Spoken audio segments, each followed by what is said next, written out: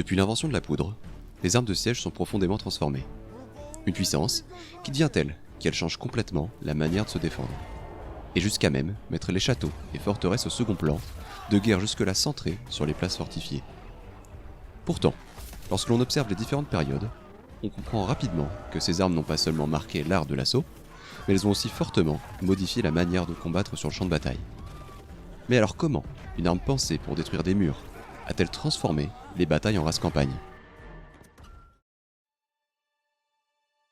À la fin de la période médiévale, la poudre fait son apparition. D'abord timidement, à la fin du XIIIe siècle, puis avec les premières armes à poudre, au début du XIVe siècle. Mais contrairement à ce que l'on pourrait croire, il ne s'agit pas d'une rupture immédiate. Les bombardes et les premiers canons ne remplacent pas les machines de guerre existantes. Ils viennent s'y ajouter, avec des rôles bien distincts. La bombarde, d'abord, est une arme de force brute, de très gros calibre. Constituée d'un tube court et épais, elle tire de lourds projectiles, en pierre dans un premier temps, puis en fer, à partir du XVe siècle, mais avec une précision très relative. Elle doit donc être employée à une distance modérée des murs, bien plus près qu'un trébuchet par exemple. Ces bombardes sont généralement forgées à partir de plusieurs tubes métalliques, assemblés par des cerclages. À cette époque, la métallurgie médiévale ne permet pas encore de couler de tels calibres en un seul bloc, ce qui les rend plus fragiles, mais aussi plus facilement réparables sur le terrain.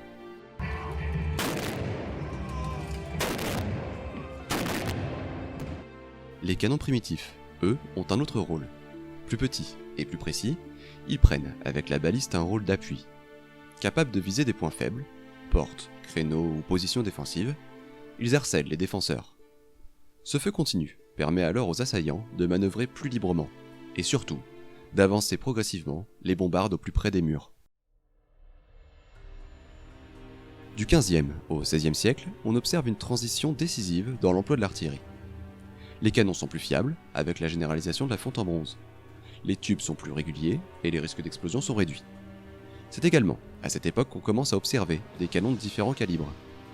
Des canons lourds font leur apparition aux côtés de canons plus légers. Ils gardent le même rôle qu'expliqué précédemment, mais le canon, plus précis, permet de détruire les murs à une plus grande distance que les bombardes. Surtout, les canons commencent à apparaître, pour la première fois, de manière régulière sur le champ de bataille, et plus uniquement lors des sièges. Ils modifient progressivement la stratégie militaire, notamment par l'importance croissante du choix du terrain. Mais les canons sont loin de dicter le déroulement de la bataille, et ne sont pas toujours présents au début du XVe siècle. Ce sont, en réalité, les armes à feu portatives, désormais omniprésentes, qui participent le plus fortement à la transformation des tactiques de combat durant cette période.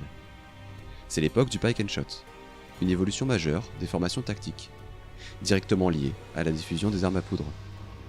Parallèlement, les États investissent massivement dans la production, la logistique et la formation des artilleurs. La conduite de la guerre se transforme. Les campagnes sont désormais planifiées en fonction des routes, des stocks de poudre et de la capacité à déplacer les canons. Mais seuls les États les plus puissants peuvent entretenir une artillerie efficace, ce qui contribue au renforcement du pouvoir central. À la fin du XVIe siècle, les canons sont devenus omniprésents. Leur absence constitue un handicap majeur. L'artillerie n'est plus une option, elle est une évidence, y compris sur le champ de bataille, et pas uniquement lors des sièges. Au XVIIe siècle, l'artillerie est désormais pensée pour le champ de bataille. Les canons sont présents dans toutes les armées européennes et sont déployés dès le début des affrontements. Si leur rôle devient majeur à cette époque, c'est parce que l'artillerie gagne en efficacité.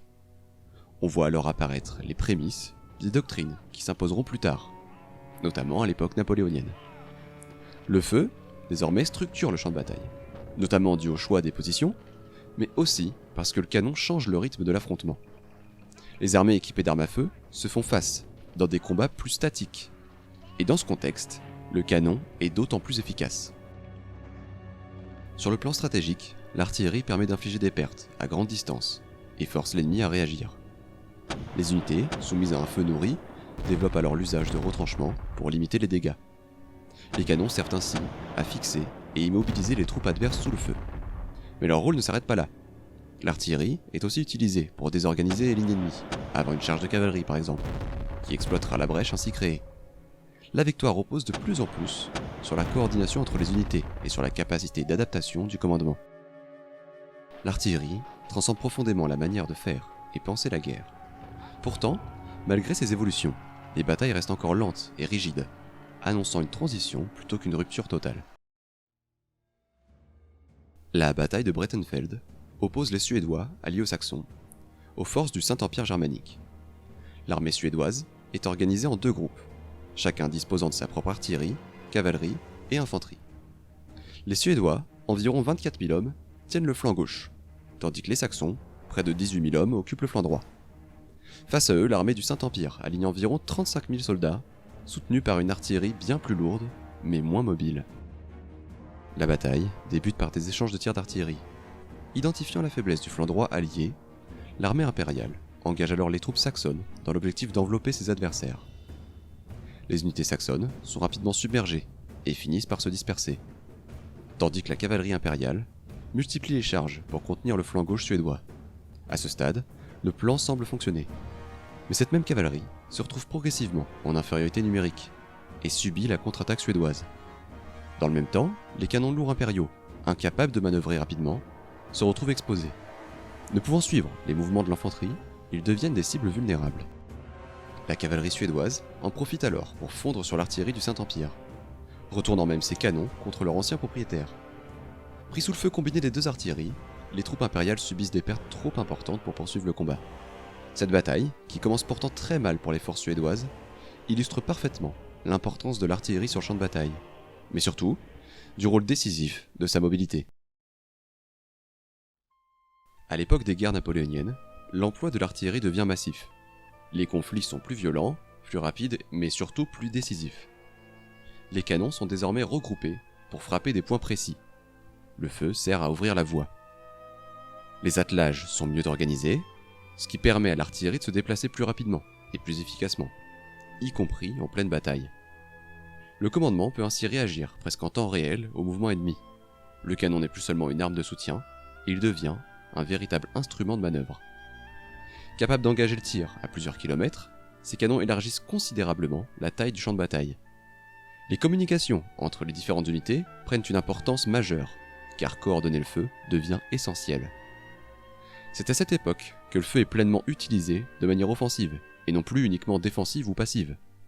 Les tactiques évoquées précédemment sont appliquées à grande échelle.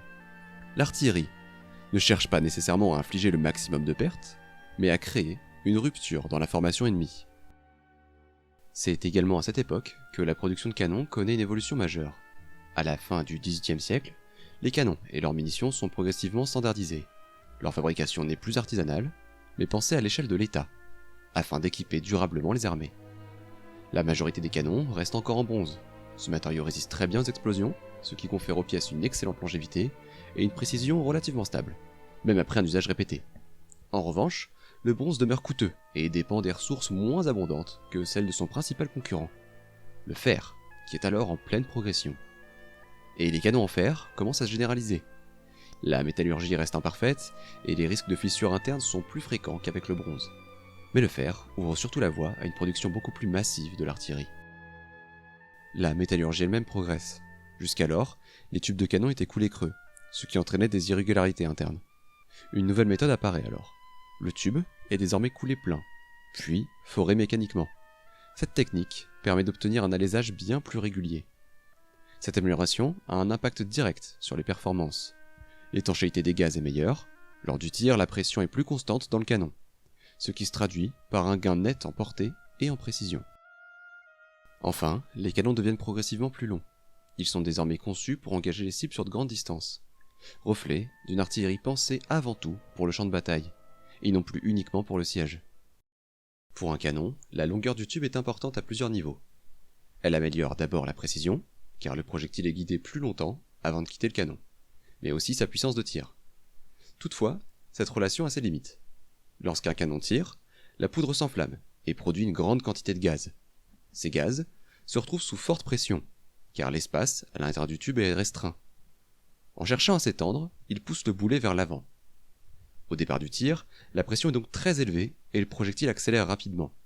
Mais plus le boulet avance dans le tube, plus le volume disponible augmente, et plus la pression diminue. On atteint alors une longueur théorique optimale, au-delà de laquelle le gaz ne pousse plus efficacement le projectile. C'est pour cette raison que tous les canons n'ont pas la même longueur, selon leur calibre. La charge de poudre nécessaire pour propulser un boulet de 6 livres n'est pas la même que pour un boulet de 12 livres, et le tube doit être dimensionné en conséquence. On pourrait alors se demander s'il serait utile de surcharger un canon, en ajoutant davantage de poudre pour augmenter encore la vitesse du boulet. Bon, outre le fait qu'il faudrait un canon capable d'encaisser cette charge, le résultat serait en réalité très limité. Augmenter la charge de poudre accroît surtout la pression au départ du tir. Or, la poudre brûle très rapidement. La pression chute vite et ne pousse plus efficacement le boulet sur toute la longueur du canon. Une grande partie de l'énergie supplémentaire est donc perdue, ce qui n'entraîne qu'un gain marginal de vitesse.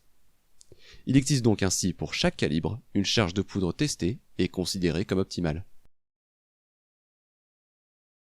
Cette limite est donc liée en partie à la poudre noire, qui en déclenchant le feu, génère une quantité de flammes et de fumée qui limite l'énergie libérée, mais aussi parce qu'elle est très volatile et se consomme presque instantanément.